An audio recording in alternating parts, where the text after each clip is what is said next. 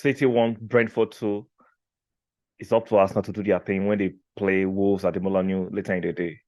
Fantastic, fantastic, fantastic victory for Brentford. So it's shameful. As an Arsenal fan, yeah, I'm buzzing. Now, we all expected Man City to actually smash Brentford at the ETIHAD, but football don't work that way. And if you actually look at the game totality, which I watched the game, Brentford deserved a victory. They had the better chances. They created the better chances in the first half. Even though City came back and equalized and they scored a fantastic goal from forwarding to equalize the goal that Toney scored, giving the middle finger to Southgate for not picking it for the England squad to the World Cup. Shout out to Toney. But on a balance of play, City 1, Brentford 2. It's up to Arsenal to do their thing when they play Wolves at the Molineux later in the day. Fantastic, fantastic, fantastic victory for Brentford. So it's shameful. As an Arsenal fan, yeah, I'm buzzing. Now, we all expected Man City to actually smash Brentford at the ETIHAD, but football don't work that way. And if you actually look at the game totality, which I watched the game, Brentford deserved a victory. They had the better chances. They created the better chances in the first half. Even though City came back and equalized and they scored a fantastic goal from forwarding to equalize the goal that Toney scored, giving the middle finger to Southgate for not picking it for the England squad to the World Cup. Shout out to Toney. But on a balance of play, yeah, City had the possession, but Brentford had the better chances. In the second half, they came out. Brentford didn't go. I like the fact that Brentford were very aggressive.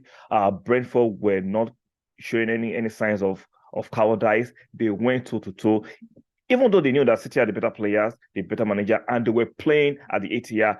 They went full throttle and they got their victory, and they deserved the victory.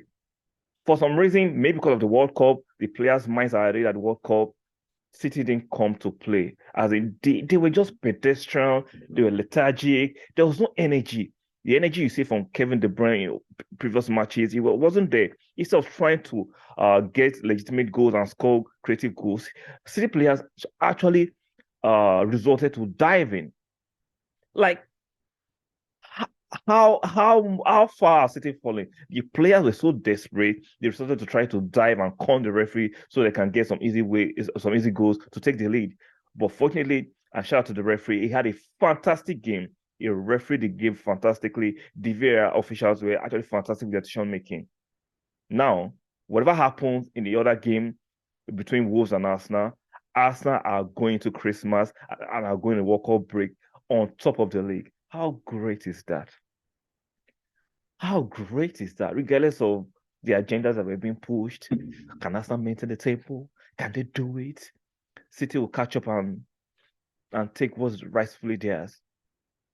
Right now, I think City should be minding the gap because even though I'm hoping Arsenal can actually win at the Molineux, regardless what happens, Arsenal are going to this break on top of the league. On top of the damn league, Arsenal are going to Christmas break on top of the league. The World Cup break on top of the league. You can't beat that. You can't beat that. Toney should have had a hat trick. Even though he had a brace, he should have had a hat trick. City were not at their finest today, and they deserve to lose. So let's look at some of the stats for you. Some of you that like to look at stats, right? So I can know that Brentford actually deserve their win emphatically. Like, we know City is going to have possession, regardless of the team they play. They're going to have possession. So City had 75% of the possession, while Brentford had 25% possession. But watching it, it didn't seem that the disparity for me, the disparity between the possession for me, it didn't seem that large. Watching it with my eye test. Now, shots. City had 29 shots, but 6 shots on goal. Now, Brentford had 8 shots, but 8 shots on. Sorry, they had 10 shots, but 8 shots on goal. What does that tell you? Let me run it back. Let me repeat that back again. Manchester City had 29 shots, but 6 shots on goal. Brentford had 10 shots, but 8 shots on goal. You can see the accuracy you can see the fact that Brentford were more, what would be the right word for me to use? They were more prolific. They were more emphatic with their chance creation, and they were more decisive with their shots. Like I said, City were scampering and being scrappy, and were hoping to dive and con the referee to get a penalty. Their creativity was very, very low. This is the lowest creativity I've seen from City in a long time. Their cohesiveness was not there. Cancelo, De Bruyne, Haaland had a stinker of a game. He stank out the place. He was falling over. There was nothing going for Haaland today. And shout out to Brentford. They worked hard for their victory and they deserved it. The match have ended 3-1. If not for the goal line clearance by De Bruyne in the 97th minute, it should have been 3-1. Toney should have had a hat-trick. That's how bad Man City were at today, regardless of what the stats says about the possession. Like I said, yes, they had majority of possession, but what were they doing with the possession? Nothing. Sideways passing, recycling the ball. They had nothing decisive to be done with the possession.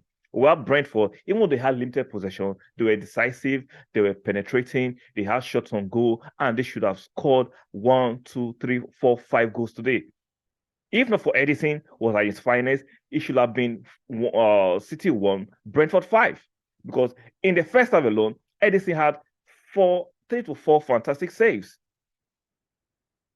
In the second half, De Bruyne cleared one off the line, and Edison had 1 or 2 saves. So Brentford, to me, are well-deserved winners of this match. They deserve the match they won at the ETIHAD.